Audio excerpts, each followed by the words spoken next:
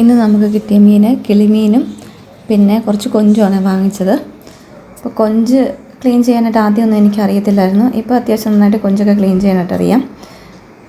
ആദ്യം തന്നെ ഞാൻ കിളിമീൻ കറി വെക്കാനുള്ള കിളിമീനൊക്കെ വൃത്തിയാക്കി കറിക്കുള്ളതെല്ലാം റെഡിയാക്കി വെച്ചിട്ടുണ്ട്. അതാകുമ്പോൾ പുളിയൊക്കെ പിടിച്ചോളുമല്ലോ. പിന്നെ നമുക്ക് 3 മീനെടുത്ത് വറക്കാനായിട്ട് അതിൽ മഞ്ഞൾപ്പൊടിയും മുളക് പൊടിയും മാത്രമാണ് ഇടുന്നത്. പിന്നെ കുറച്ച് ഉപ്പും കൂടി ഒഴിച്ചിട്ടുണ്ട്. അതും തിരുമ്മി ഒന്ന് റെസ്റ്റ് ചെയ്യാനായിട്ട് എടുത്ത് വെക്കുന്നുണ്ട്. പിന്നെ അതേ സെയിം ഇൻഗ്രീഡിയൻസ് തന്നെയാണ് കൊഞ്ചിലും ചേർക്കുന്നത്. കാരണം ഞാൻ നേരത്തെ ഉള്ളിയൊക്കെ ചേർക്കുമായിരുന്നു.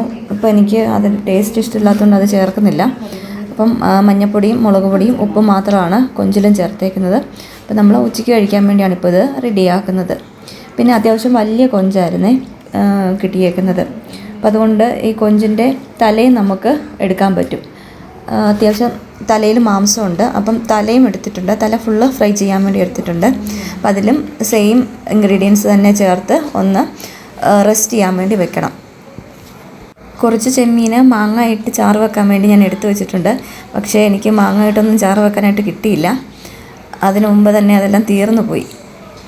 ഈ കൊഞ്ചിങ്ങനെ ഫ്രൈ ചെയ്യുമ്പോൾ കുറച്ച് വെളുത്തുള്ളിയും കുരുമുളക് പൊടിയും ഒക്കെ ചേർത്തിട്ടൊക്കെ ഫ്രൈ ചെയ്യുമ്പം കുറച്ചുകൂടെ ടേസ്റ്റ് കൂടുതലാണ്.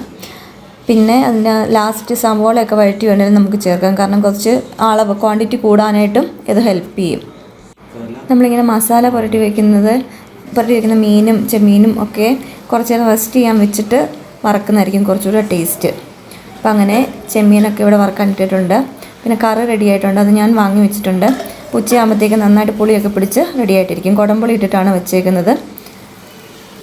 ചെമ്മീൻ്റെ എല്ലാം ഒരു വശം ഫ്രൈ ആയിട്ടുണ്ട്. ഇനി ഒരു വശം കൂടെ ഒന്ന് ഫ്രൈ ആയി കിട്ടിയാൽ മതി. ഒരുപാട് നേരം വേണ്ട അത് ഫ്രൈ ആകാനായിട്ട്.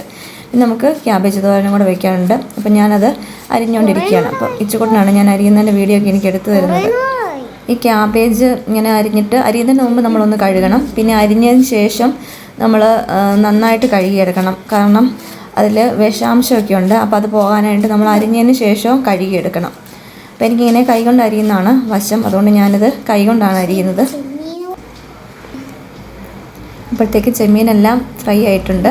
നമ്മളൊരു ബൗളിലേക്ക് കോരി വെച്ചിട്ടുണ്ട്. ചെമ്മീനായതുകൊണ്ട് അത്യാവശ്യം നമുക്ക് കഴിക്കാനായിട്ട് നല്ല ദശയൊക്കെ ഉണ്ട്. വലിയ ചെമ്മീൻ റയറായിട്ടേ കിട്ടുള്ളൂ. ഇപ്പം ചെന്നപ്പോൾ കണ്ടുകൊണ്ടാണ് ഇത് വാങ്ങിച്ചത്. അപ്പം കറി ഉണ്ടാക്കിക്കൊണ്ടിരിക്കാൻ ചെയ്യുന്നു കത്തി ഇപ്പം അടുത്ത് കാണിക്കാമേ. നല്ല വെയിറ്റ് ഉണ്ട്. ഞാൻ പിടിച്ചേക്കുവാണ്. ഓക്കെ. അപ്പം അമ്മ തന്ന ഇത് ചെമ്മീനാണ് എൻ്റെ കയ്യിൽ കിടക്കണേ.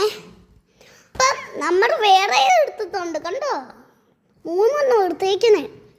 അപ്പം നമ്മളോട് കഴിക്കുന്ന സാധനമാണ് നല്ല ഇഷ്ടപ്പെട്ടത് എടുത്തത് അമ്മയുടെ കയ്യിൽ. അപ്പം നമ്മൾ ഇതാണ് കഴിച്ചേക്കണേ. കഴിച്ചപ്പം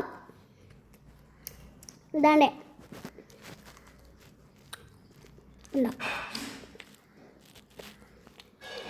അത്ര ഉള്ളൂ. ഇതിങ്ങനെ ആക്കണം. ഇങ്ങനെ ആക്കിയിട്ട് നല്ലപോലെ അച്ച കേട്ടിട്ടില്ല. അതൊന്നും കൂടെ ചെയ്യുന്നില്ല. ഇത് കൊള്ളത്തില്ല. വേട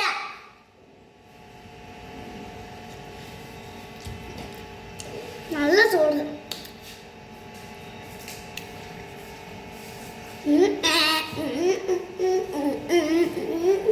പിച്ചുക്കുട്ടനാണ് ഇന്ന് ഫോണൊക്കെ വാങ്ങിച്ച് വീഡിയോസൊക്കെ എടുത്തേക്കുന്നത്.